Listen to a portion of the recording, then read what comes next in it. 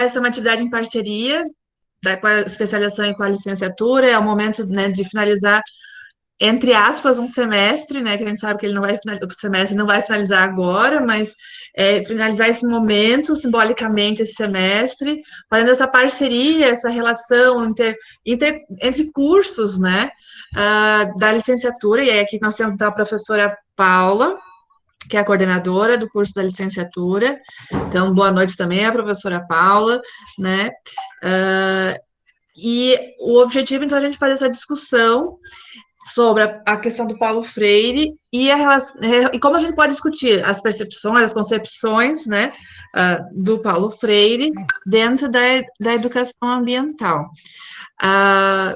Eu não sei se a professora Sandra ou a professora Paula gostariam de fazer alguma fala inicial também, mas antes eu gostaria de, antes de tudo, né, agradecer a presença da professora Juliana, né, já saudá-la também, dar boa noite, ao professor Gaciba também aqui, que a gente fez um convite, que também é professor da especialização, que provavelmente vocês vão encontrá-lo, quem é da especialização, né, vão ter aula com ele no semestre que vem, quando esse semestre acontecer, né, e a todos os nossos alunos e alunas da licenciatura, da especialização, né? A gente fica bem feliz e bem contente de ter a participação de vocês aqui hoje. O professor Paulo Henrique também acho que está na reunião, né? Então, boa noite também, professor Paulo Henrique, que também é o professor da especialização. Bom, Sandra, Paula, se vocês tiverem alguma coisa que vocês gostariam de falar também, fique à vontade. Na verdade, é só um boa noite e dizer que eu estou bem feliz pelos caminhos que foram se cruzando, desde a leitura do texto, do contato e da participação já no outro evento, né? Eu acredito que está todo mundo com bastante expectativa, tanto da fala da professora quanto depois da discussão, tá? Obrigada por ter aceito o convite.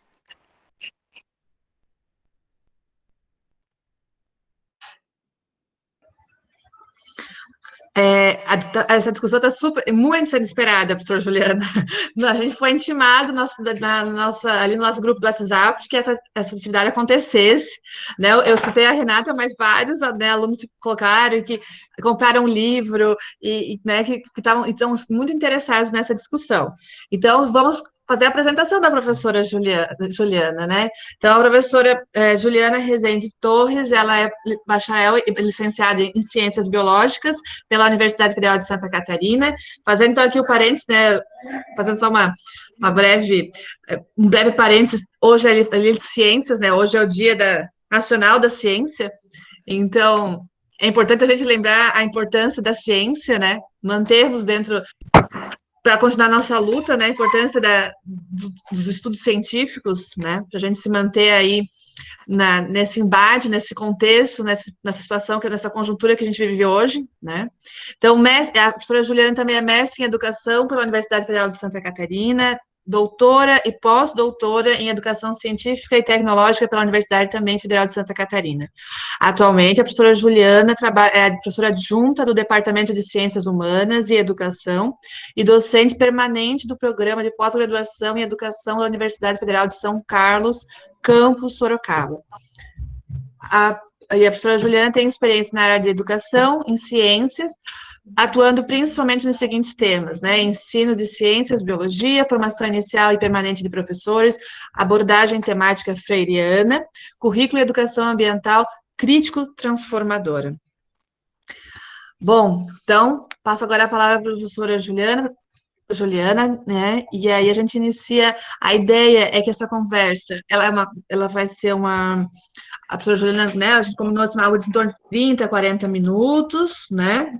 E nesse tempo, e depois vai ter aberto, né? Para nós conversarmos, dialogarmos, trocarmos, tirarmos as dúvidas, certo?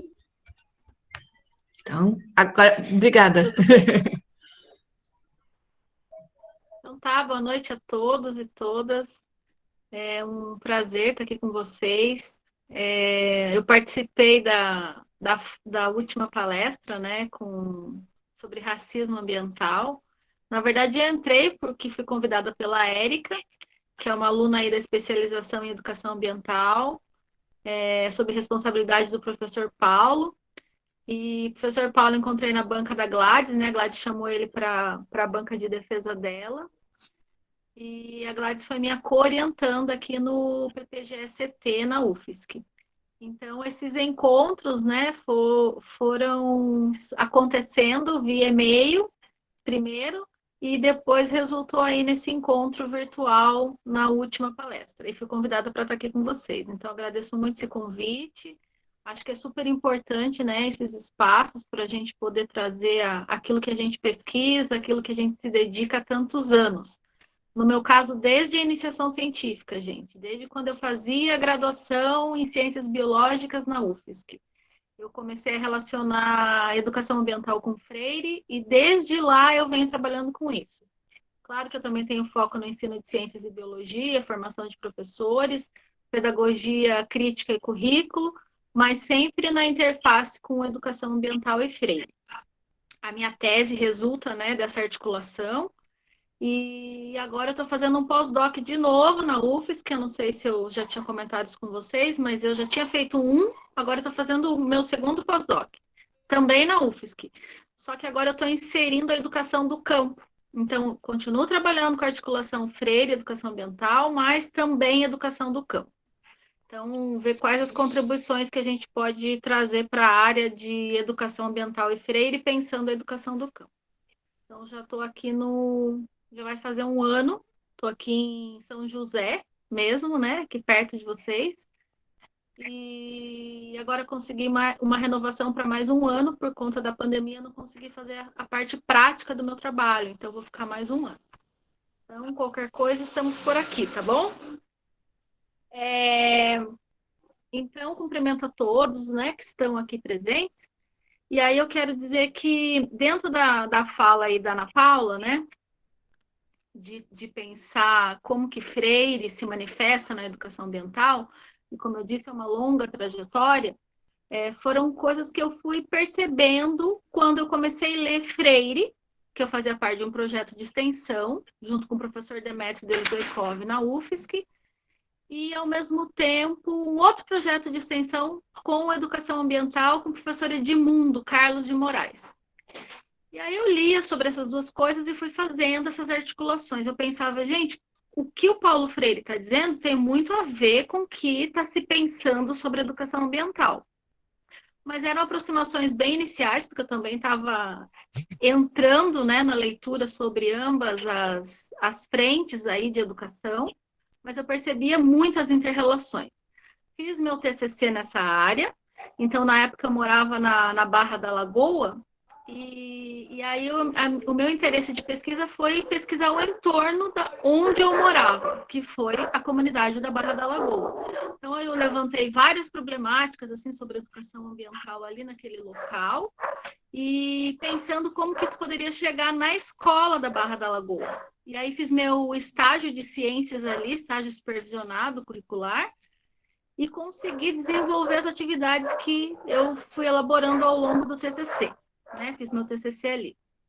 Depois, no mestrado, eu fui orientando do professor Edmundo Carlos de Moraes e fiz articulações entre uma proposta dele, que chama Abordagem Relacional, pensando a problemática ambiental, e Freire, né? E professor Demétrio, meu co-orientador, trabalhando com a proposta de trazer Freire para a educação escolar, que o professor Demétrio chama de abordagem temática freiriana.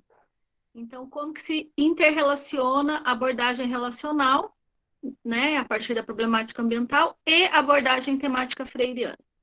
Então, alguns pressupostos eu fui traçando aí no meu mestrado, para, enfim, chegar na minha tese, que tem a ver com trazer uma abordagem teórico-metodológica que efetive os princípios da educação ambiental crítica no contexto escolar e também em outros contextos. E aí eu apresento a proposta da abordagem temática freiriana, que é a transposição da concepção de educação de Freire para o contexto da escola, para efetivar os princípios da educação ambiental crítica. Então, essa é a minha tese, e a partir daí é que eu trago um pouco do que eu vou falar hoje. Tá? Então, eu fiz uma contextualização inicial para vocês entenderem de onde eu estou partindo, né? Para eu aprofundar como é que isso vem acontecendo. Eu trouxe um resgate histórico da educação ambiental antes. Aí eu não sei se a Ana Paula quer compartilhar a tela, que eu fiz uma apresentação, ela vai passando e eu vou falando aqui. Tudo bem? Então tá. Aí,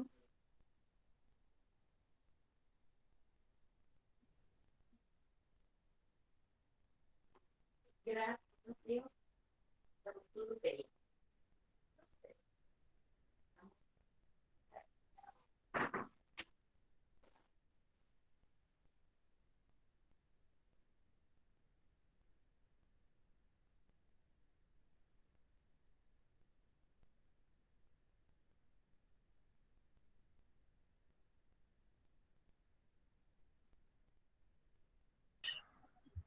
É, eu não sei se eu estava te ouvindo, Juliana, mas estava falando alguma coisa? Não. Ou você chegou a ver minha tela? A tela que eu compartilhei? Ainda não. Tava ok. A Tava tela ok? estava aparecendo. Tava. Tá, deixa eu ver de novo então aqui. Não tá aparecendo. Eu tenho que apertar algum botão específico? Mas tudo bem, Tu qualquer não, coisa. Juliana, tu não fixou a tua tela? Como assim? A tela não pode estar fixa. Tem uma marquinha que é fixar a tela. Não pode estar marcada. Fixar? Não tô vendo nada disso. Clicando na lista com os nomes das pessoas, professora Juliana, de repente, por algum motivo, acidentalmente, pode ter clicado em algum nome e aí isso acaba fixando tela. Mas se não, pode também clicar Agora na da sim, Ana agora Paula. sim. Agora deu. Aí, Agora eu tô vendo. beleza. Eu também tenho aqui para mim, mas você pode colocar modo apresentação, Ana Paula, que aí ele vai carregando. Isso. Então, dentro desse contexto de tudo que eu iniciei ali comentando com vocês, eu quero trazer um pouco dos limites e possibilidades para a inserção da educação ambiental crítico-freiriana no ensino. Tá? Pode ir passando, Ana Paula? Pode ir passando. E aí, assim, eu acho que cabe a gente falar um pouquinho, porque eu não sei qual é o meu público, assim, em termos do qual aprofundamento vocês têm de educação ambiental, mesmo que vocês tenham aqui pessoas da área da especialização, também tem as pessoas da licenciatura, né? Então, pelo que eu entendi, de química, física e biologia, né, Ana Paula? E aí, eu trago essa contextualização aqui da trajetória da educação ambiental. Primeiro, eu começo falando que é justamente o que eu faço na tese, tá, gente? Eu estou trazendo um resumão da tese aqui para vocês. Eu falo do movimento ambientalista no mundo, né? E trago as principais conferências que foram acontecendo nesse movimento ambientalista no mundo. A exemplo de Estocolmo, de 1972. Pode entrar mais um, Ana Paula. Belgrado, 1975. Tbilisi, 1977. Moscou, 1980. Não, Tbilisi, 77. Moscou, 87. Rio de Janeiro, 92, né, que é a Eco 92 ou a Rio 92.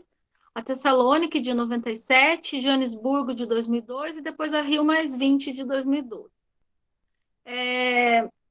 O que o movimento ambientalista no mundo está trazendo a partir dessas conferências?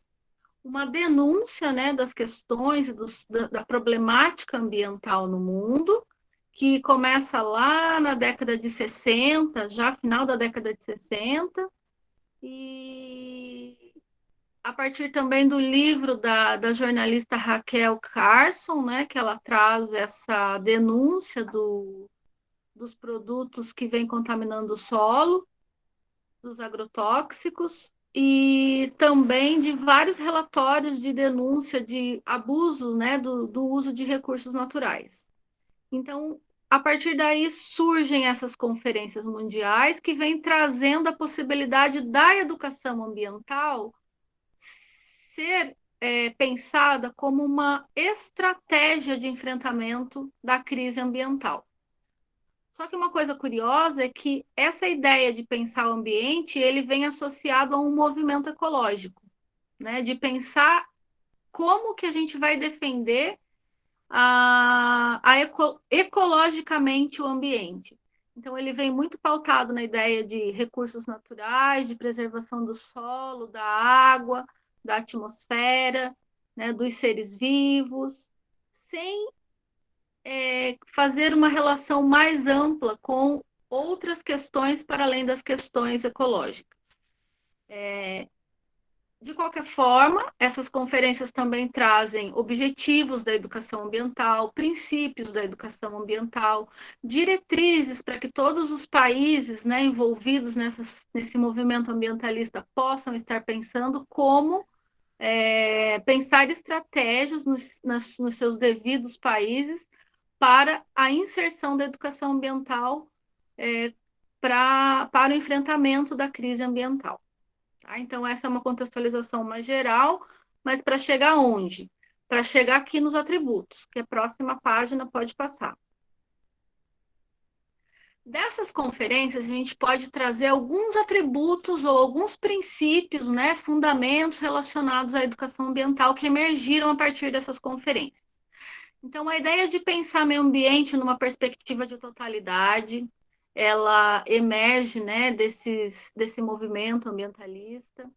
Depois, a ideia de pensar multidisciplinaridade e a interdisciplinaridade, que são coisas distintas, mas elas, de qualquer forma, prevêem uma perspectiva curricular de inserção, né, da educação ambiental a partir desse viés, ou inter ou multi.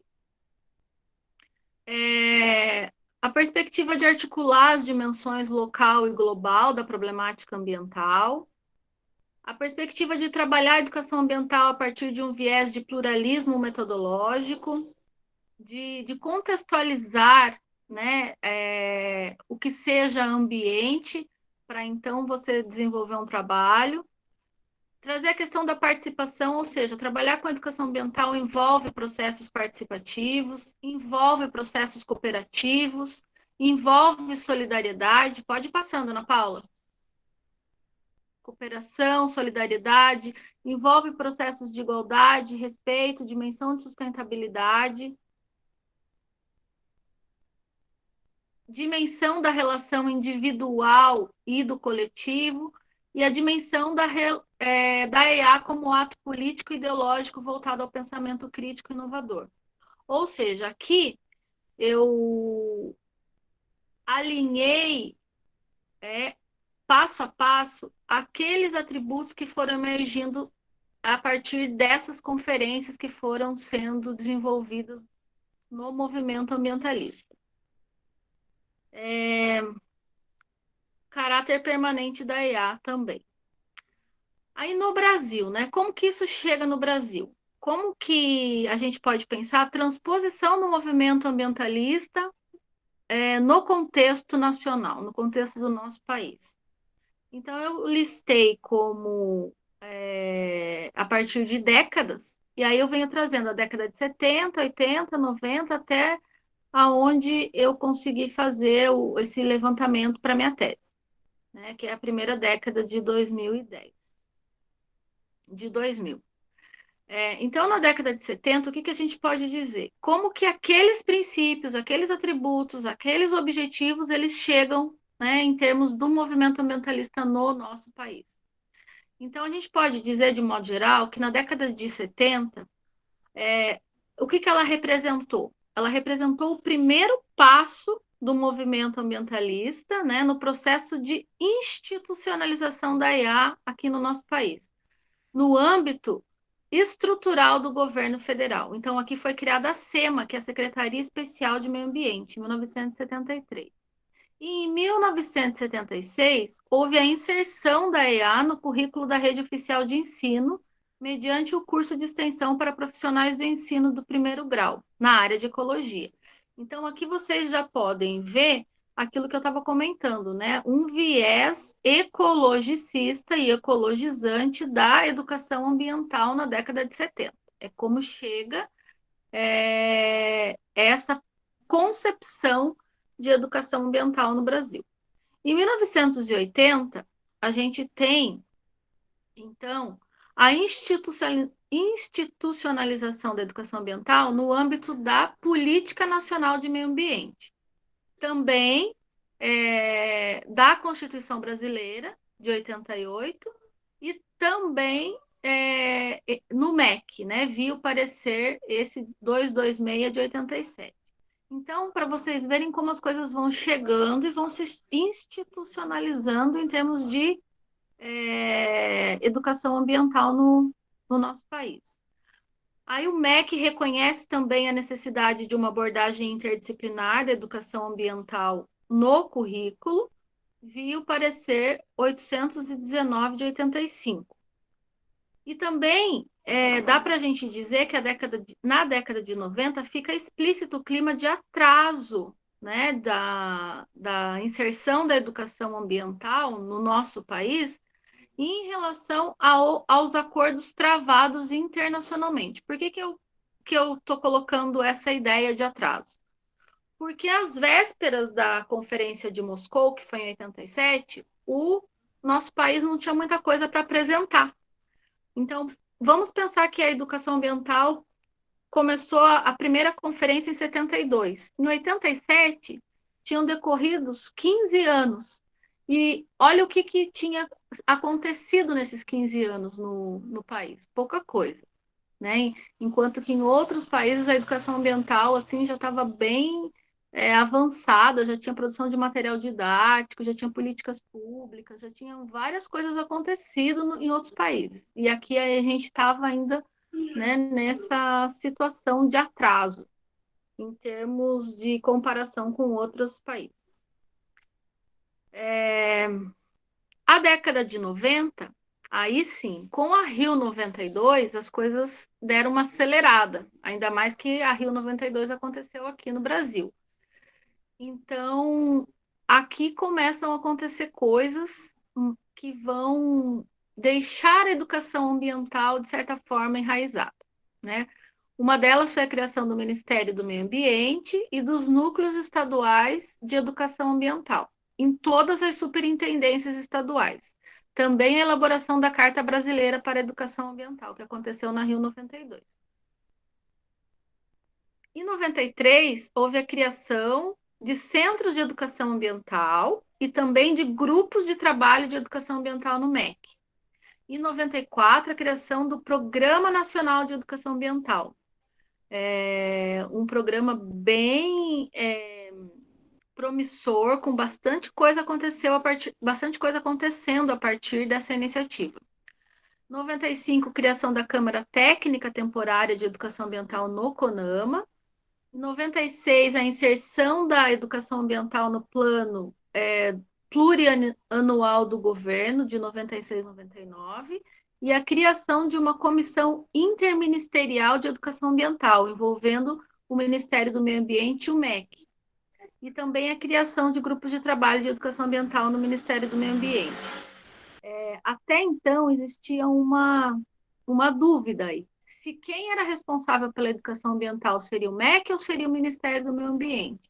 Até que se resolve, então, fazer uma parceria entre esses dois ministérios e ambos ficam responsáveis pelas atividades e programas e também políticas públicas em relação à educação ambiental.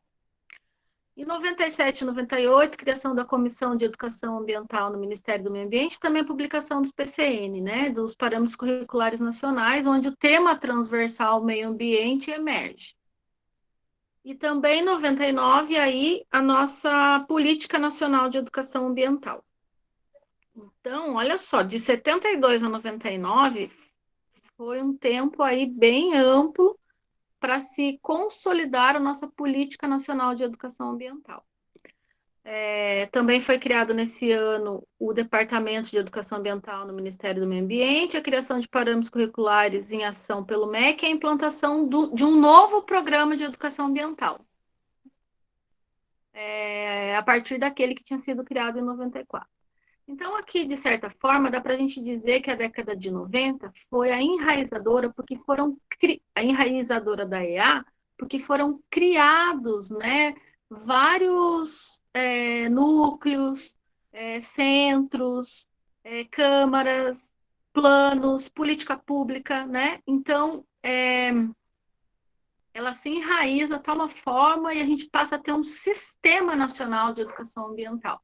Emergem também as redes de educação ambiental que vão se consolidando em vários estados, em vários países também de parceria que o Brasil vai fazendo, né? Aqui na América Latina e outras redes de educação ambiental, e por aí vai. O que mais? Podemos passar, Ana Paula. Aí, na primeira década ali do ano 2000, tem uma pesquisa que é feita, chamada O que fazem as escolas que dizem que fazem educação ambiental? Ali eu coloquei as principais referências, que depois, se vocês quiserem buscar, vocês têm essas referências, eu vou deixar também a apresentação com a Ana Paula. E ela pode passar para vocês, no final tem todas as referências. Mas, assim, de modo geral, o que que elas trazem? Elas trazem um balanço de como que as escolas de ensino fundamental no país, elas estão desenvolvendo a educação ambiental na escola. E aí, o que que a gente tem, né, como os principais resultados aí dessa pesquisa? Que, basicamente, as práticas de educação ambiental no nosso país e no ensino fundamental, elas são desenvolvidas a partir da ideia de professores que pensam e que trazem projetos para dentro da escola. Que também esses projetos, eles têm parceria com a comunidade do entorno escolar. Mas o foco principal desses projetos está pautado na redução do lixo nas escolas e também na sensibilização para a conservação dos recursos naturais. E, de certa forma, esses projetos acabam ficando centrados na comunidade escolar, né? Não emerge, não amplia, não faz uma relação mais contextual com a cidade, o estado, o país e mesmo o contexto macroestrutural. Aí, quais os limites desse tipo de trabalho, né? Por mais que existam esses trabalhos de educação ambiental, mas eles também têm limites. Aí os professores apontam esses limites. Falta de recursos, materiais para desenvolverem projetos de educação ambiental na escola, falta de tempo também, de planejamento, né, para os professores planejarem as atividades e também para desenvolverem essas atividades como atividades extracurriculares. E também apontam pouca participação de ONGs, de empresas e também de universidades nessa parceria com as escolas. E aí apontam também possibilidades de formação. Aí as possibilidades de formação, elas advêm basicamente das próprias escolas, ou as escolas têm as iniciativas, isso em primeiro lugar. Depois as secretarias municipais de educação e de meio ambiente, e por fim, ONGs, empresas e em menos quantidade as universidades. Então, aqui foi, assim, para mim, eu entendi como uma denúncia, sabe? Como que a gente pode estar pensando o desenvolvimento de atividades de educação na escola, pensando essas parcerias. E a gente vê que é fundamental o papel das universidades, porque ali que a gente tem os grupos de pesquisa, os trabalhos, né, de desenvolvimento de pesquisas na área, e como que a gente pode estar trazendo isso para as escolas. E aí, o apontamento de pensar essa parceria a partir de secretarias municipais de educação e do meio ambiente, eu penso que é fundamental. Aqui, no próximo slide, eu trago os objetivos da educação ambiental, apontados pela Unesco lá em 75, que são conscientização, conhecimentos, atitudes, habilidades, participação e capacidade de avaliação. Então, o que que a gente quer com a educação ambiental? A gente quer desenvolver processos de conscientização, de conhecimentos, de atitudes, habilidades, participação e capacidade de avaliação. E quais os atributos que a gente pode estar pensando no contexto escolar para desenvolver essa educação ambiental? E aí isso emerge lá já da pesquisa feita na minha tese. Então, de todos aqueles que eu fui traçando para vocês, aqueles que se voltam ao contexto escolar envolve a questão da perspectiva transdisciplinar e interdisciplinar, crítica e problematizadora da educação ambiental. Envolve aspectos da transversalidade, da contextualização, envolve processos educacionais participativos, envolve que se considere nos trabalhos de educação ambiental a dimensão entre o local e o global, né? A relação dessa dimensão local-global. E quando eu falo local-global, aqui para mim eu vejo muito Freire já, né? Produção e disseminação de materiais didáticos pedagógicos. Também aqui para mim vejo muito Freire. E caráter contínuo e permanente da IA, ou seja, que não seja um curso rápido, que não seja algo que você insere como um processo formativo e termina ali num curso rápido de 15, 20 horas e tchau, né? Mas, pelo contrário, que seja um processo contínuo e permanente. Não só de processo formativo, como de avaliação. E aí, então, esses atributos aqui da educação ambiental, a gente pode estar pensando como que a gente desenvolve na escola. E aí que eu trago a próxima pergunta do slide seguinte, que para mim é a pergunta que me provoca o tempo todo, que me provocou na tese, que continua me provocando agora, que minha tese já já fez 10 anos agora em maio, que eu defendi a tese. E agora, sim, a ideia é desenvolver, para além dos artigos e capítulos de livro, né, que a gente tem essa responsabilidade, esse compromisso com a sociedade de trazer isso em forma de socialização do que você fez na pesquisa acadêmica, também como que a gente pode transformar isso em processos formativos. Então, essa pergunta, para mim, é a que norteia tudo que eu tenho feito assim, nos últimos 10 anos. Qual abordagem educativa teórico-metodológica permite a efetivação dos objetivos e atributos da educação ambiental, esses que eu acabei de falar ali para vocês, de forma a manter coerência interna, filosófica, epistemológica e pedagógica. Ou seja, qual o caminho, qual a metodologia que eu posso ter para desenvolver a educação ambiental, aqueles atributos da educação ambiental, de forma que eu consiga desenvolver os objetivos e os atributos da educação ambiental, mas sem perder a coerência interna entre uma perspectiva filosófica, crítica e transformadora, entre uma perspectiva epistemológica, crítico e transformadora, e uma perspectiva pedagógica, crítico e transformadora. Porque se a educação ambiental não servir, né, não estiver a serviço da transformação da realidade, a que veio? Então, essa, para mim, é a minha pergunta de fundo. Pode passar, Ana Paula? Pode ir passando. E aí eu venho trazendo essa pergunta, porque ela é complexa. Para respondê-la, eu trago as três macro tendências político-pedagógicas de educação ambiental.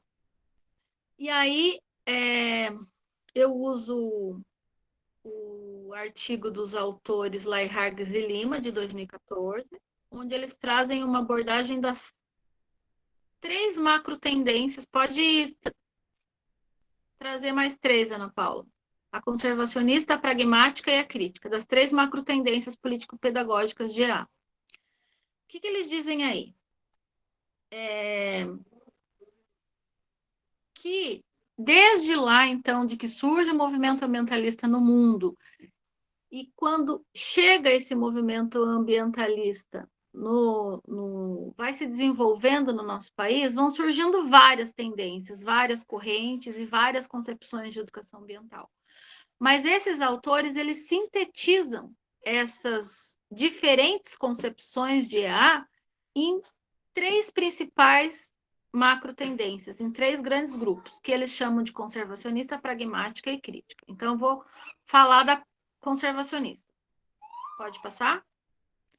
Então, a conservacionista é aquela, então, que funda o pensamento da educação ambiental no Brasil. Aquela que a gente estava falando de viés ecologicista, pautada na conservação da natureza e dos recursos naturais, onde o ser humano é entendido como algo externo à natureza, como se não pertencesse à natureza.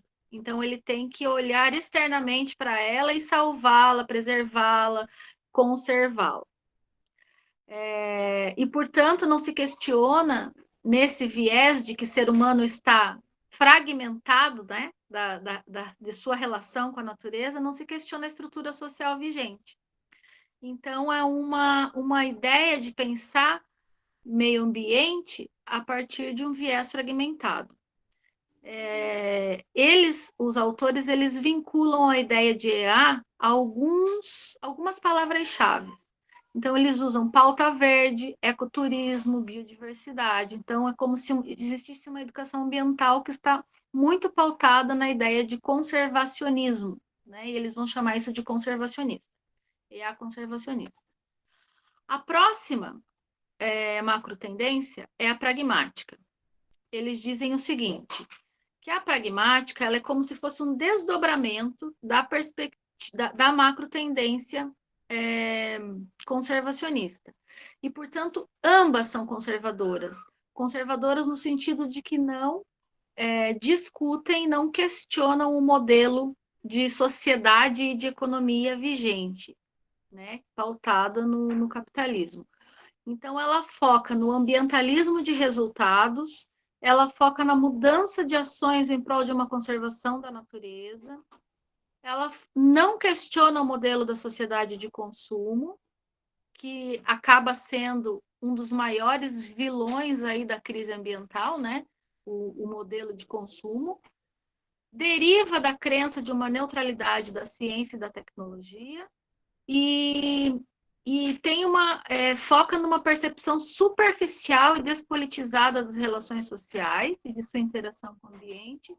E aí algumas palavras-chave que eles trazem para definir a macrotendência pragmática economia e consumo sustentável, né, essa relação, gestão sustentável, consumo verde, ecoeficiência produtiva. Então, aqui estão os selos, né, de qualidade, os ISOs, os vários ISOs,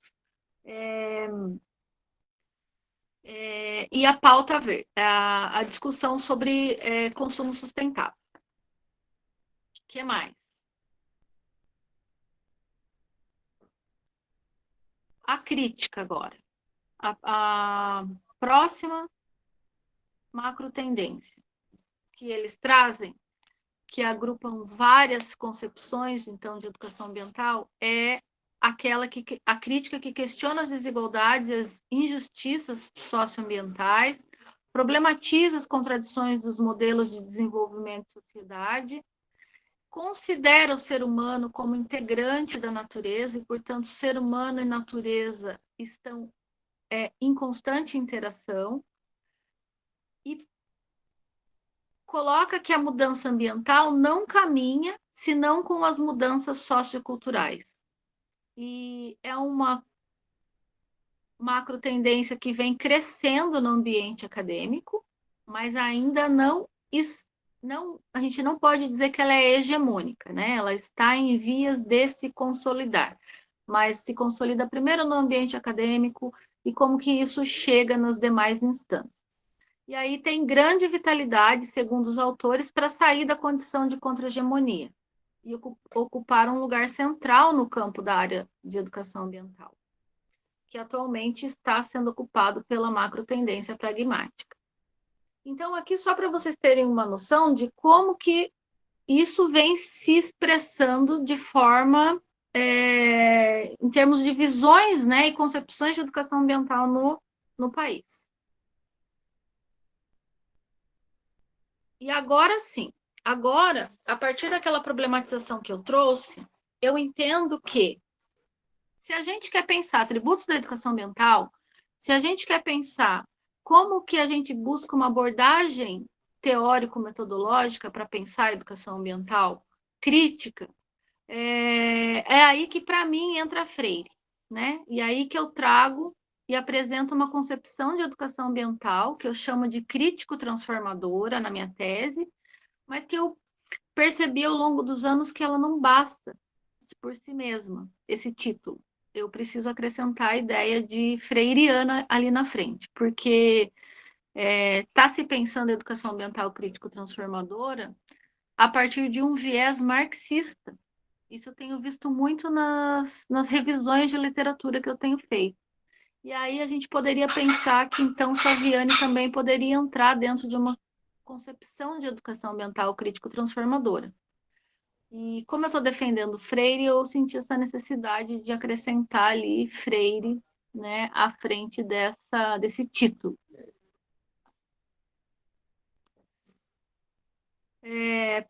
Então, apresentando um jeitão aí, algumas possibilidades para a gente pensar a educação ambiental crítico freiriana no contexto do ensino, algumas ideias aí, por que para mim isso é importante? Porque envolve, então, reflexões, ações que permeiam as relações entre natureza, sociedade e cultura. E já que a gente está falando de ambiente numa concepção de totalidade, não tem como a gente dissociar natureza de sociedade e cultura, né? Então, quando a gente fala de um problema ambiental, de uma problemática ambiental, ele não envolve só um problema natural, ele também está associado a um problema de ordem social e cultural. Então, isso é pensar o meio ambiente em sua totalidade. E está voltada essa visão, essa concepção de meio ambiente como totalidade para uma transformação, então, da realidade, a transformação da realidade concreta. E pensar a transformação da realidade concreta é pensar os seus aspectos culturais, sociais e materiais. Para isso, precisa-se adotar o que Freire vai chamar de tema gerador. Né? E o tema gerador para Freire não é algo que emerge a partir da ideia do educador, mas sim emerge a partir de um processo de investigação das situações limite, ou seja, das contradições socioambientais vividas ou percebidas pelos educandos que estão participando do processo, né? Então, ele diz que a gente precisa desenvolver um processo de pesquisa sociocultural na realidade com os educandos, para que emerjam situações limite, ou seja, situações que precisam ser enfrentadas, desveladas e superadas, para se adotar temas geradores que sejam significativos naquela realidade e, a partir daí, pensar como que a gente produz, então, programas educativos, curriculares, para serem desenvolvidos no sentido de desvelar e superar essas contradições socioambientais. E aí tem todo um processo que Freire chama de investigação temática para fazer concretizar essa dinâmica. E com isso a gente efetivaria a praxis ambiental freiriana, que a gente pode traçar paralelos com a ideia de conscientização em Freire, né? Se a gente for pensar o que é conscientização em Freire, a gente pode dizer que é a consciência em ação. Então, uma consciência é um processo reflexivo sobre o quê? Sobre uma ação anterior, que, ao ser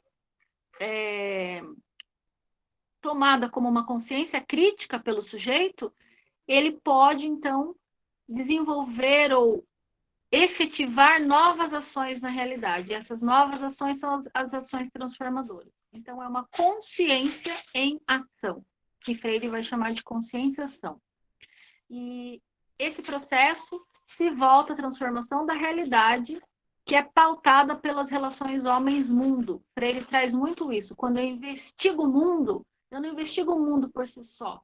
Eu investigo o mundo associado a como o sujeito percebe o mundo em que ele vive. E aí, nisso tem implicada as relações, as visões de mundo dos sujeitos, dos educandos, né? E aí a gente está olhando para o mundo não só pensando na nossa localidade, mas sim pensando como que o modelo de sociedade, de produção capitalista, reflete naquela localidade. Então, é a interface local e global. E para que a gente possa, então, superar, né, essa sociedade com suas contradições socioambientais. Podemos passar? Fundamentos da educação ambiental crítico-transformadora freiriana. Então, ela envolve, né, desenvolver um processo formativo de educação ambiental crítico-transformadora, envolve formação permanente de educadores ambientais, envolve elaboração de programas interdisciplinares de educação ambiental crítica e envolve desenvolvimento de práticas pedagógicas de educação ambiental crítico transformadora. O que eu quero dizer com isso? Com esses 3 fundamentos.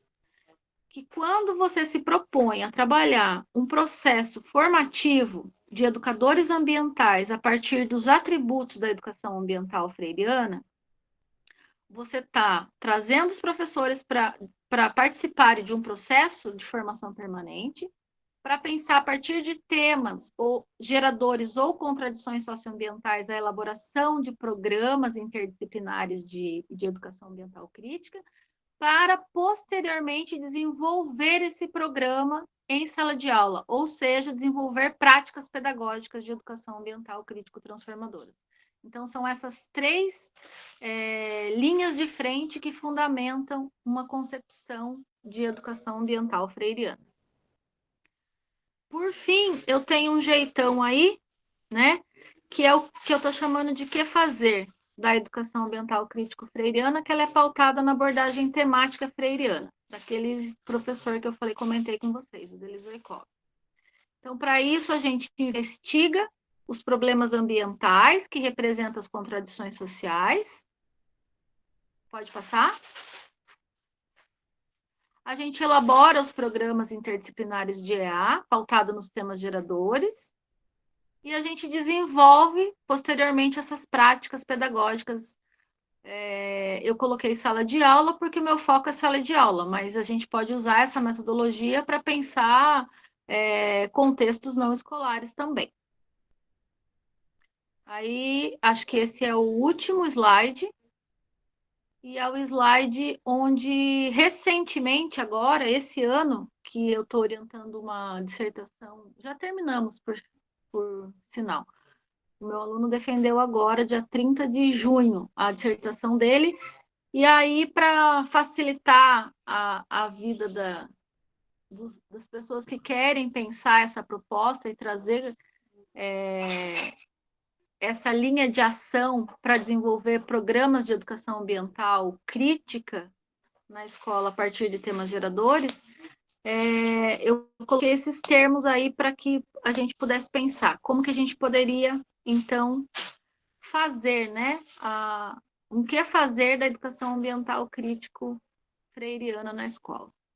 Então, a gente pensaria que teria que desenvolver primeiro um diagnóstico crítico da realidade concreta, para depois do diagnóstico a gente ter um prognóstico crítico da realidade concreta, e para, então, a gente desenvolver uma ação transformadora na realidade concreta, que é, na verdade, a relação com aquilo que eu fui falando para vocês anteriormente. Um diagnóstico, ele prevê que você faça uma pesquisa sociocultural da realidade por meio do diálogo com os sujeitos, que você problematize, né, as falas dos sujeitos, aquilo que eles pensam, a visão de mundo deles, como que eles se percebem no mundo e na sua relação com a realidade, para que dali a gente obtenha os temas geradores e o que o Freire vai chamar de temas opostos. E aqui, já adaptado a partir dos autores da abordagem temática freiriana, a gente está usando o termo contratema, mas equivale ao tema oposto de Freire. Quando a gente tem o tema gerador e os contratemas, a gente pode pensar, então, agora no prognóstico, que equivale a identificar os conhecimentos universais sistematizados. Então, agora a gente vai para as diferentes áreas do conhecimento, olhar para elas e pensar quais conhecimentos universais sistematizados eu posso trazer para superar essas contradições socioambientais que foram levantadas naquele primeiro momento. para então pensar a elaboração de programas, né, de educação ambiental numa perspectiva interdisciplinar. Por quê? Porque ali os professores vão conversando, geografia, história, língua portuguesa, matemática, biologia e por aí vai. Ciências, né? Se for no ensino fundamental ou no médio, enfim. Ou mesmo que seja fora da escola, essas áreas também vão se conversando fora da escola. Para, enfim, pensar uma ação transformadora na realidade, ou seja, o desenvolvimento daquilo que foi elaborado em termos de programação e que, de fato, venha a ser efetivado, né, dentro do contexto do ensino, dentro do contexto educativo. Então, quando você desenvolve junto ao seu aluno, pauta uma atividade a partir do tema gerador que emergiu da realidade dele, você começa a problematizar as visões de mundo dele em torno daquele tema, como que ele pensa, para então trazer, num segundo momento, os conhecimentos universais sistematizados, e num terceiro momento você propor a ele a resolução daquele problema, para que agora ele possa pensar aquela contradição socioambiental que foi levantada, utilizando os conhecimentos prévios que ele tinha, mas também os conhecimentos que ele foi alcançando ao longo do processo educativo, que ele foi construindo e ganhando, né, em termos cognitivos. Então, ali a gente tem o desenvolvimento da programação nos contextos educativos. E com isso a gente consegue fechar esse ciclo aí do diagnóstico, prognóstico e da ação transformadora da realidade. A gente espera, no último slide, acho que falta só mais um. Eu falei que era o último, mas em termos teóricos... Ah, não, tem alguns exemplares, tá. Só que eu estou mostrando para vocês coisas assim que a gente já desenvolveu na área de educação ambiental crítica, transformadora lá na UFSCar, em Sorocaba.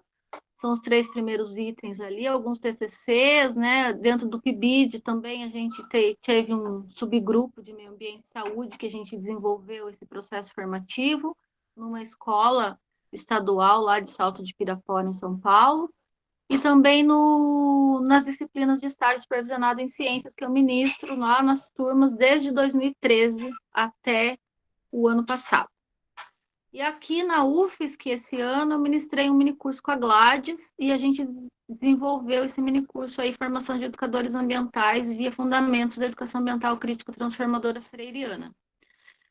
Aqui foi o primeiro, mas a gente também a Gladys está pensando em fazer um curso de extensão também para os professores da rede, agora em 2021. É um curso de EAD. Então, a gente está aí trabalhando com essa proposta de levar adiante esses processos formativos, na perspectiva da educação ambiental freiriana.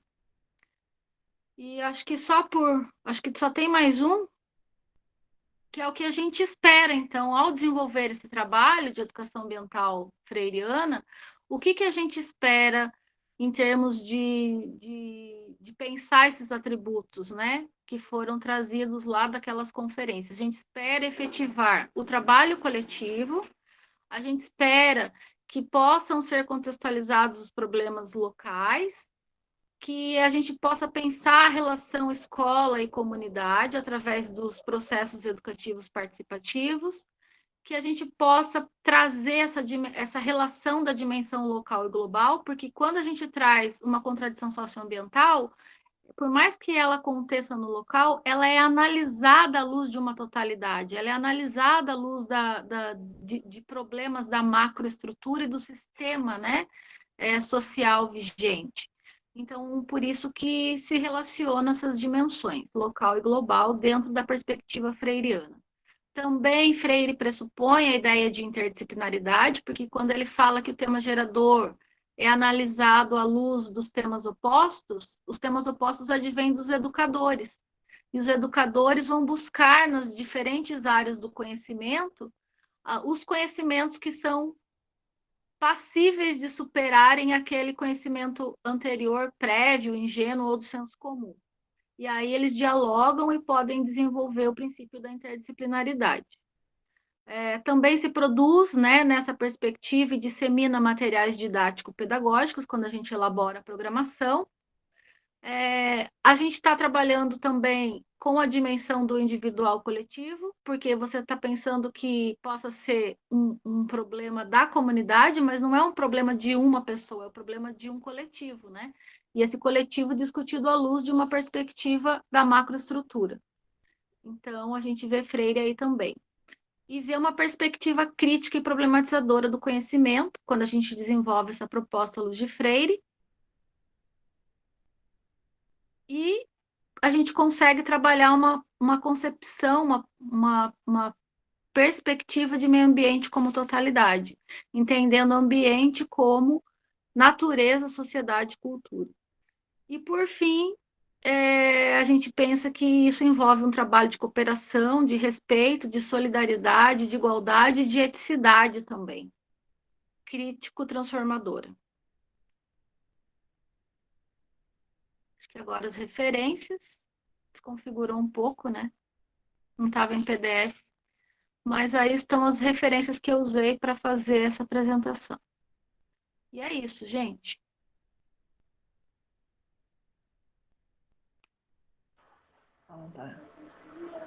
Obrigada, professora Juliana. Eu estou com duas telas aqui, eu vou deixa eu ver se eu consigo abrir a minha aqui. Peraí. Bom, obrigada, então.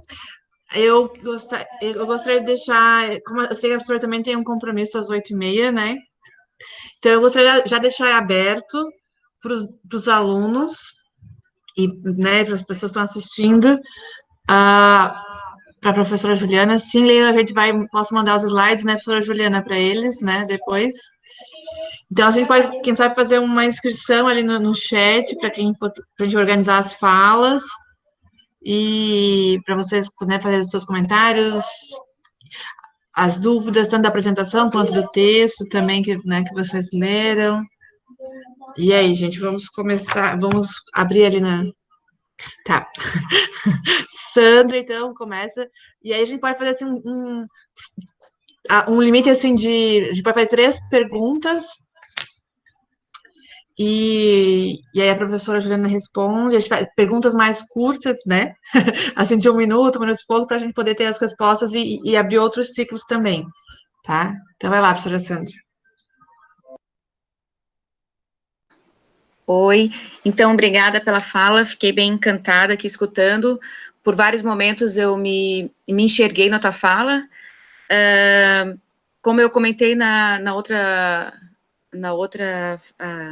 atividade nossa, eu morei em Chapecó e eu trabalhei com educação popular, tema gerador e macroestrutura. E a minha pergunta era um pouco investigativa, assim. Na minha vivência, nós tínhamos muitos colegas que não concordavam e, no fim, tinham que trabalhar porque estavam no sistema municipal de Chapecó, né, na época. Ali, ano 2000 até 2006, 2007. Nesses grupos de estudo, nesses estudos que tu participa, existe, com certeza, os estudos de retorno, né, das cidades que executam, que colocam em prática essa proposta. Então, se tu pudesse minimamente me colocar, assim, de retorno, como eles são, assim. Não sei, não é nem positivo ou negativo, mas como que esses retornos chegam, né?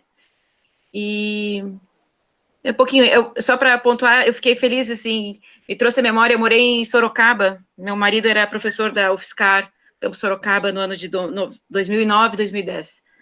Aí fiquei te olhando, assim, e lembrando. É só isso, obrigada, Juliana. Obrigada. Okay. Então, a gente pode colocar a Luiz e a Renata, né? A Renata e o Luiz, e faz um bloco. Então, Renata, fica... Oi, boa noite. Juliana, estava ansiosa pela tua palestra, porque eu pretendo fazer o meu TCC nessa área de Paulo Freire, Educação Ambiental, e tu serás uma das autoras que eu irei citar com certeza. Adorei o teu artigo que eu li, né, que a Ana passou para a gente ler. Inclusive, eu comprei o teu livro, chegou hoje, e eu fiz, e enquanto o Paulo sobre isso, na verdade, porque eu fiz o meu TCC da pedagogia sobre Paulo Freire, né? Eu fiz Paulo Freire e Escola Sem Partido, né? Divergências de Paulo Freire e Escola Sem Partido, porque eu fiquei muito curiosa, porque eu vi muita gente falar mal de Paulo Freire, né? E daí eu disse, então, eu vou pesquisar. E acabei me apaixonando por Paulo Freire. E daí eu penso que, assim, todas as leituras que eu fiz de Paulo Freire, nada é exclusivo para a educação ambiental. Aí eu vi alguma coisa, ele fala sobre mundo, mas não fala especificamente educação ambiental, né? E daí eu pesquisando sobre, eu vi que ele tem um livro que se chama A Pedagogia da Indignação, só que ele estava terminando esse livro, né? A Anitta, que é a mulher dele, que acabou, ele tinha algumas cartas, e ela que acabou publicando esse livro, né? Daí ele fala sobre ecopedagogia, alguma coisa do tipo, eu não li, eu não tive a oportunidade de ler ele ainda, né? Mas eu vi alguma coisa também do Regota, né, sobre, mas assim, trouxesse uma luz, sabe, para mim. Aí eu pensei assim, é isso que eu quero, é sobre esse tema que eu vou fazer. E eu tenho uma pergunta, na verdade, porque a gente vê ali no teu artigo, tu também fala sobre a falta de... o pouco que as universidades fazem perante a educação ambiental, né? E o currículo ele fala sobre o currículo das escolas, ele fala sobre a educação ambiental como um tema transversal. Só que daí eu penso o seguinte, ninguém dá o que não tem. Se eu não aprendo isso nas universidades, eu tive uma disciplina de educação ambiental na minha formação, mas foi só isso também. E a gente pesquisando sobre, são poucas as universidades que falam sobre educação ambiental.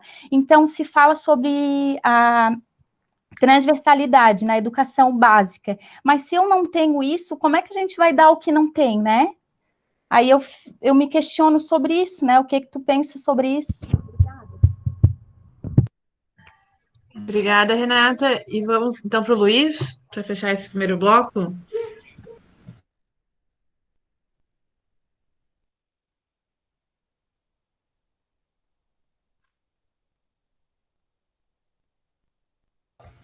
Olá, eu saí sem querer, me perdoem. Saudações a todas e todos. Muita satisfação estar aqui hoje. Uma satisfação encontrar você aqui, professora Juliana. E eu tive contato com o seu trabalho há pouco tempo, por meio da especialização, né? Sou estudante da especialização em educação ambiental e logo me vi empolgado, né, com a sua participação e com a leitura dos seus textos. E, bem, eu sou biólogo também, sou formado na Estadual de Londrina e atuo há 3 anos como professor substituto na rede estadual aqui em Santa Catarina, né, Florianópolis. E, bem, os desafios que você coloca, né, que os professores encontram na tentativa de aplicar alguma abordagem crítica de educação ambiental, são de fato os desafios que eu encontro no meu dia a dia, né.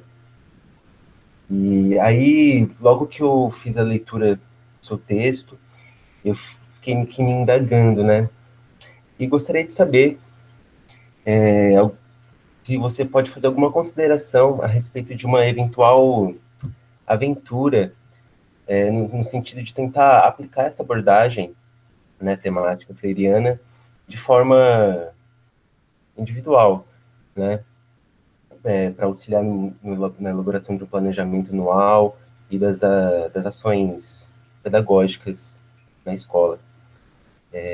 Eu acho que é isso por hora. Grato. Ok. Ótimas perguntas, ótimo. Adorei aí, Sandra, né? Tudo que você me contou. Fico contente que você fez parte aí do movimento de reorientação curricular do município de Chapecó. Provavelmente você conheceu o professor Gouveia, que é meu colega lá em Sorocaba, e ele estava à frente desses movimentos, né, de reorientação curricular freirianos em vários municípios e em várias redes, de vários estados do país. O que eu posso te dizer e te indicar sobre o que eu sei, né, de trabalhos que estudam como se houve ou não uma perspectiva de continuidade, né, dessa proposta freiriana, pelo menos em Chapecó, é o trabalho da Stuane, que talvez tenha sido sua colega, Sandra. A Giovana, até hoje ela trabalha na rede municipal de Chapecó. Ela fez doutorado também aqui, a tese dela foi sobre isso. Ela quis entender como que as pessoas que foram formadas naquela época, os educadores que foram formados naquela época, se eles continuavam ainda, apesar de ter mudado já a gestão, né? Deixado de ter sido uma gestão de frente popular, já com outro viés, e se esses professores ainda, mesmo assim, continuavam desenvolvendo a perspectiva freiriana na escola. Então, ela tem a tese dela que traz esses dados, ela entrevistou vários professores, foi buscar na literatura, né, sobre o movimento de reorientação curricular. Inclusive, eu tenho 3 revistas que ela me emprestou para eu fazer a minha tese também, que eu uso o exemplar lá de Chapecó na minha tese. Então, o que eu sei é da Stuane, tá? Em Chapecó. Mas tem vários outros professores que acabam trazendo essas pesquisas. Eles vão buscar em que momento que houve ou não continuidade, né, do trabalho de Freire depois que acabou aquela gestão dentro daquele governo de desenvolvimento daquele movimento de reorientação curricular. Mas o que eu sei, que eu posso te dizer, é da Stuane. Não sei se respondo, mas é isso que eu posso te dizer no momento. Para a Renata, é Giovana Mulinari Stuane. Procura pela tese dela no banco de dados de teses do PPGST, que é o Programa de Pós-Graduação em Educação Científica e Tecnológica da UFSC. Tá? Você vai no site, daí lá já tem o link teses e você já consegue achar a tese da Giovana. Para a Renata, que ela traz, né, a ideia de associar Freire com escola sem partido, isso foi realmente uma coisa, digamos assim, uma fake news das grandes, né, gente? Porque a gente sabe que Freire, ele tem toda uma proposta educativa que questiona, né, todo esse modelo aí vigente de opressão, de desumanização, né, de luta de classes, e é justamente por isso que ele foi trazido à tona aí como uma possibilidade de doutrinação. Mas não que ele seja, mas a escola sem partido que diz que não tem partido, na verdade está a favor de um partido de frente que está aí, que tem uma frente neoliberal. Então, tudo que questiona o modelo vigente vai ser chamado como doutrinador. E com Paulo Freire não foi diferente, né? Inclusive, trouxeram a ideia de que Paulo Freire, como patrono da educação brasileira, tinha implementado uma concepção de educação que não estava dando certo. É como se Paulo Freire, de fato, tivesse chegado às escolas, e a gente sabe que ele está muito longe de chegar às escolas. O que a gente tem na escola é a reprodução de uma concepção de educação pautado no modelo da burguesia, né? E que responde aos interesses da classe dominante. Não está voltado aos interesses da classe oprimida, né? Pelo contrário. Então, é a gente fazer o filtro e entender os motivos, né, do porquê que está se colocando Paulo Freire aí na linha de frente. Justamente porque ele faz a crítica, né? E ele traz uma contribuição muito grande para a gente enfrentar essa desumanização. Realmente, ele não é exclusivo para a EA, né? Mas tem alguns autores, assim, não são muitos, mas são alguns autores que vêm trazendo essa relação de Freire com a educação ambiental. Eu colocaria como um primeiro deles o professor Balduino Andreola. Ele tem um artigo bem assim pequeno e antigo, que, se eu não me engano, é de 92 e tal. Eu acho que eu cito na minha tese também esse artigo dele. E ele faz relações de Freire, né, com a educação ambiental.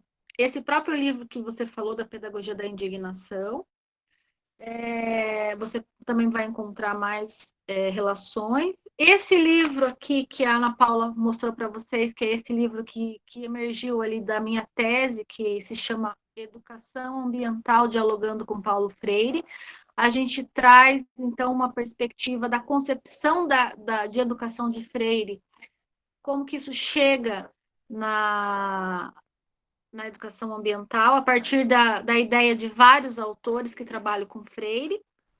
E aí você questiona, né? Na verdade, a sua pergunta é: como que a gente pode pensar, então, desenvolver Freire na escola se a gente não consegue desenvolver a transversalidade ou a interdisciplinaridade, ou mesmo outras questões que envolvem propostas curriculares?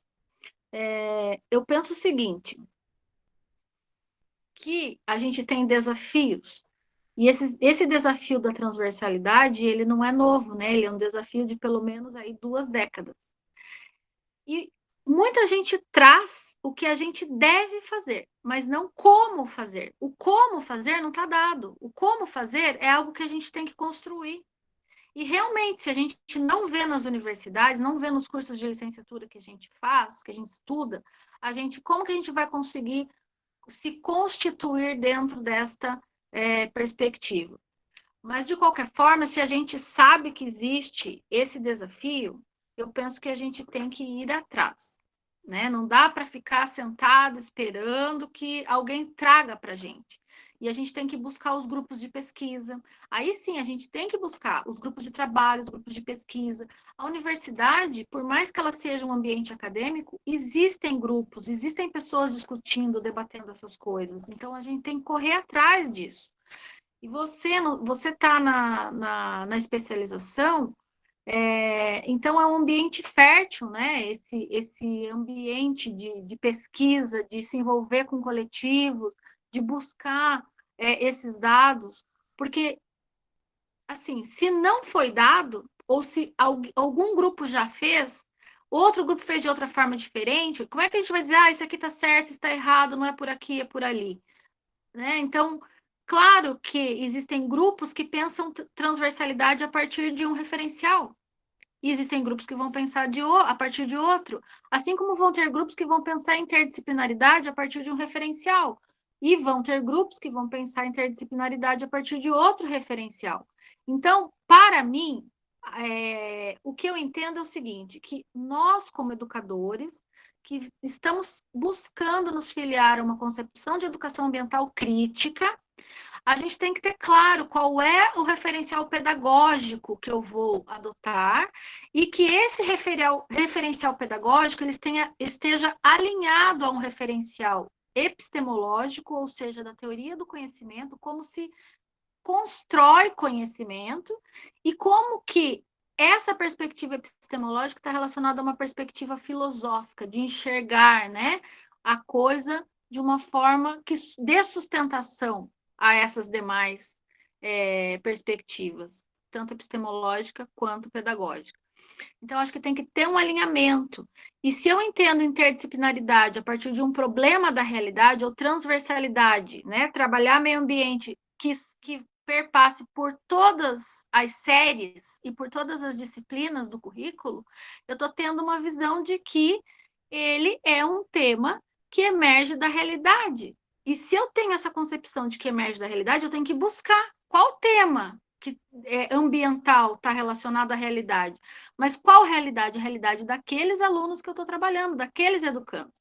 E aí eu acho que tem muito a ver com a próxima questão, que é a questão do Luiz, né? Que ele pergunta, então, como que eu desenvolvo isso na escola? Mas sem considerar, de repente, a contribuição dos meus colegas, porque talvez seja difícil trabalhar com eles. Mas eu sozinho posso fazer isso? E aí eu quero te dizer que quando eu trabalho isso nas disciplinas de estágio curricular com os meus alunos, Luiz, eu desenvolvo isso, sim, eu faço toda uma fundamentação teórica de que Freire trabalha numa perspectiva interdisciplinar, que o tema gerador é interdisciplinar, mas que na hora de você selecionar conteúdos, você vai selecionar conteúdos da sua área. Então, se a sua área é ciências, você vai selecionar conteúdos de ciências. Se a sua área é história, você vai selecionar conteúdos de história. Se a sua área é matemática ou geografia, você vai selecionar da sua área. Então, se eu não tenho com quem eu compartilhe, né, a proposta de desenvolver o tema gerador dentro da minha escola, pensando as questões ambientais, por exemplo, eu posso fazer toda uma pesquisa sociocultural que vai ter diferentes vieses e olhares para a gente poder olhar aquela problemática ambiental, mas se eu não tenho com quem dialogar, eu vou olhar para a minha área, pelo menos. Então, pelo menos eu estou dando um enfoque de pensar o tema gerador a partir de uma área do conhecimento. Pelo menos eu estou fazendo isso. E eu não vejo problema nenhum na gente ter essa iniciativa, sabe? Porque senão realmente a coisa vai ficando difícil. Né? Porque você fala, eu não tenho um projeto, eu não tenho colegas, então eu nunca vou fazer. Pelo contrário, eu fazendo pode ser que eu ganhe mais adeptos. Então, eu sou super favorável a gente ter essa iniciativa e a gente começar a alinhar a nossa visão pedagógica, né, a uma perspectiva que nos embase em termos filosóficos e epistemológicos também. Acho que respondi a primeira rodada, né? Sim, a princípio eu acho que só tem. Eu tô inscrita, não sei se mais alguém está inscrito, eu acho que não acompanharia o chat. Mas, então, na realidade, a minha pergunta e fala, eu acho que vai ao encontro do Luiz, o povo da Renata também, porque eu acho que essa é a angústia, né, de nós docentes, de como sermos esses educadores ambientais, com essa perspectiva, né, de educação ambiental crítica, né, pautada no Paulo Freire, como fazer isso, né? Eu acho que a gente sabe que na educação não existe receitas, né, prontas, que vamos entregar, mas a gente sempre tem uma angústia, eu acho, né? Eu vejo, a fala do Luiz talvez mostre um pouco isso, e a minha, quando eu estava lendo o texto que você nos encaminhou, né, compartilhou, e aí a gente estava falando como é que estava se dando na escola, eu achei muito importante, né, mostrar a teoria e a prática, né, e fazer essas relações que a gente vai conseguindo entender, bom, então na prática funciona assim, desse jeito, e aí eu estava sempre pensando, bom, mas quando que se deu isso? Quando é que se deu esse planejamento? Quando é que se deu a organização, né, dos professores sentarem e elaborarem como é que eles iam chegar com os alunos para ver as situações limites, e aí você coloca lá no final do texto, esse planejamento deve ser começado no ano anterior, né? Pensando, bom, é uma coisa que então, é uma coisa que a escola tem que pensar, os grupos de professores têm que pensar já muito previamente, né, antes do ano letivo seguinte. Aí uma outra coisa que tu apontaste, que eu também estava me perguntando, né, porque eu sou professor de história, né, e aí, até engraçado, tu falou várias vezes história na tua fala, porque eu fiquei pensando na hora que eu estava lendo o texto, né, tá, será que a história entrou nesse debate, nessas questões? Será que a história, quando foi fazer lá, ver os sistemas, os problemas limites, as questões limites, né? Quando foi codificar, quando foi fazer as reduções temáticas, onde é que a história entrou? Aí a gente coloca que, bom, nesse caso, ficou mais para a área de ciências, né? E aí eu fiquei pensando, bom, então a gente teria uma outra possibilidade, como é que eu poderia pensar, né, a história entrando, né, achei interessante essa tua resposta para o Luiz, que pode ser uma coisa individual, então eu posso fazer parte da minha disciplina, mas eu ainda fiquei, né, pensando como é que a gente faria, se existe algum trabalho, e é aqui né, pedindo referências mesmo, né, para poder pensar mais, porque eu não faço, né, na minha prática não é nessa perspectiva ainda, né, então é um caminho que eu achei que cada vez mais, né, e ainda mais acho que nessa pandemia, eu vejo cada vez mais um questionamento sobre a minha prática docente, falando individualmente, né, porque a gente percebe que os alunos, né, hoje não tem mais a necessidade de estar em sala não tem mais a frequência como obrigatoriedade para estar em sala de aula, né, porque eles estão online, mas a gente não precisa eles não têm mais 75% como a gente tem em sala de aula, então a gente tem que chamar esses alunos para nossas aulas por questões de ensino mesmo, né? De eles estarem ali com vontade de aprender e tudo mais, né? Não tem mais aquela. Eu estava discutindo esses dias com o Paulo Henrique que, bom, os nossos alunos, eles não têm mais, às vezes, não tem os pais obrigando eles a irem para a escola, né? Eles podem acessar o nosso sistema educacional ali, a nossa plataforma de educação, quando eles quiserem, porque, né, agora a gente está fazendo atividades mais. Que não tem a obrigatoriedade da presença mesmo, né, física. Então, o que que faz esses alunos estarem conosco? O que que a gente pode, como é que a gente pode manter esses alunos conosco, participando, mais ativos? Porque a gente vê que ao longo desses meses eles foram diminuindo a participação, né, foram ficando com menos vontade de participar das atividades. E aí eu estava pensando, bom, essa proposta é uma proposta que talvez seria uma mudança, né? Eles se enxergariam ali também, né, nesse processo de aprendizagem. Então, a minha questão seria assim: se tem exemplos, né, com essas outras disciplinas, para além das áreas de ciências, então trabalhar a educação ambiental nessa perspectiva crítica, né, do Paulo Freire, em outras áreas, para além, né, das ciências, e em outros níveis também de educação, né? Eu entendi que do texto que tu trouxeste era do ensino fundamental, né, das fases finais, eu acho, do ensino fundamental, né? E se tem e quais experiências e como se dão as experiências, por exemplo, para o ensino médio, né? Para o ensino médio tecnológico, né, no nosso caso aqui no IFSC, né? Só, Juliana, só posso ter uma chamadinha, tem o Fábio também, daí a gente pode, quem sabe, concentrar. Mas, Pode ser? então, eu tenho 8h30 outro, faltam 2 minutos. Aí, ele escreve a pergunta, pode ser, enquanto eu vou falando? Porque daí eu já termino e a gente encerra, tá? Na verdade, eu que vou abrir lá o outro, senão eu ficaria um pouco mais.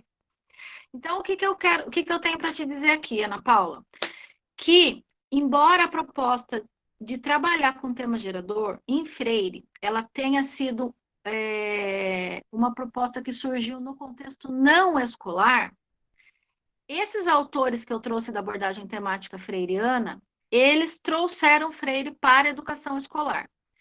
Então, para vocês verem como o trabalho com tema gerador ele é amplo. Mesmo na perspectiva de Freire, ele já envolvia a interdisciplinaridade e as diferentes áreas do conhecimento.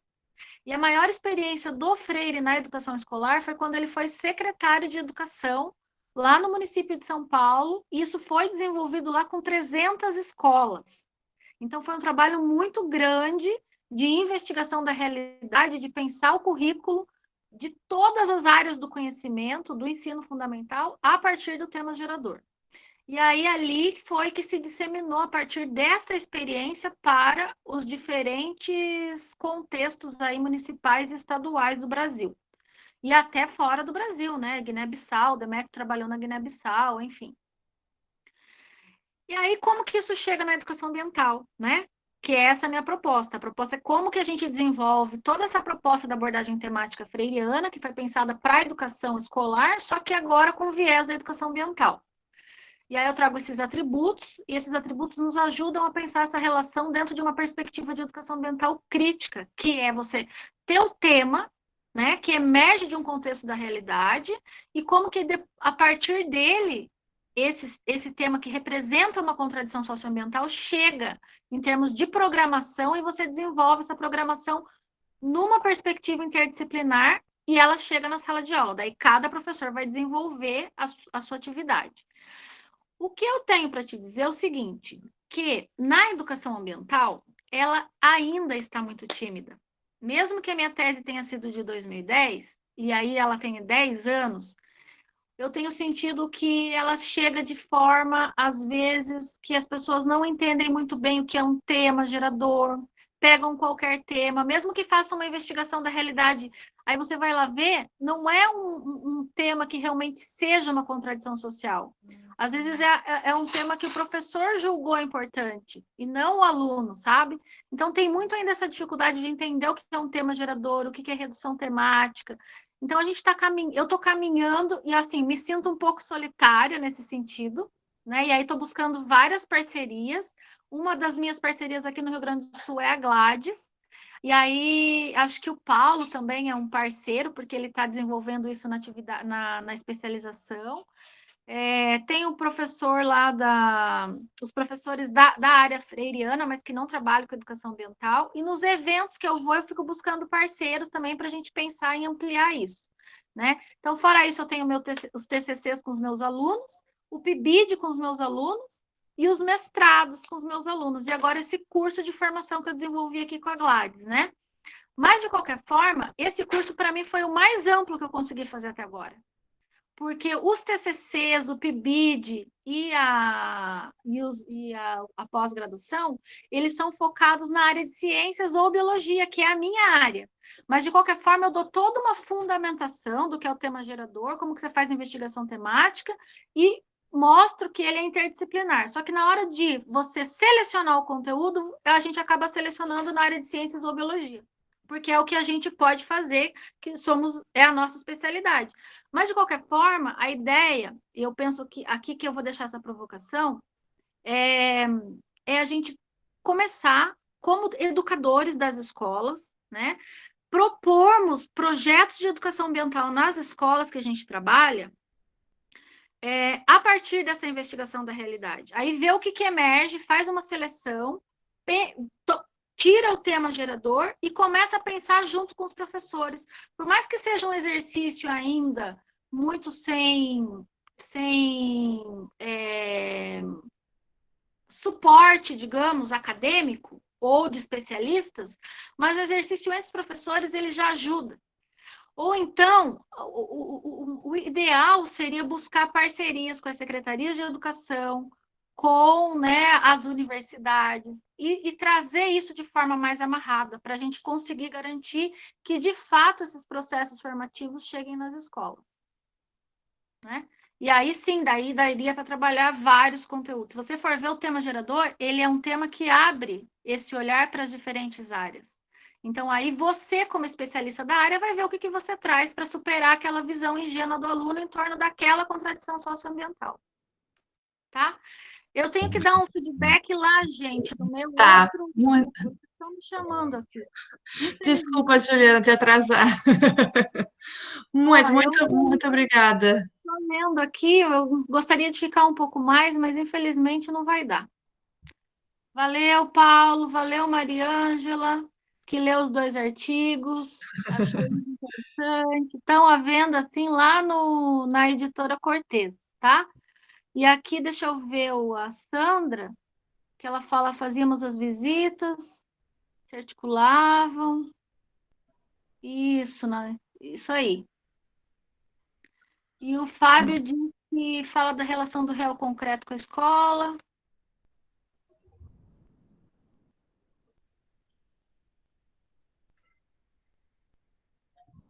Então, eu acredito que na pedagogia do oprimido, do teatro do oprimido, Fábio, tu vai encontrar referências nessa área, tá bom? E é isso, gente. Obrigada, boa noite. Muito obrigada, Juliana. Muito obrigada. Muito obrigada por participar com a gente hoje. Uma boa noite. Boa noite. Tchau, obrigada. Tchau.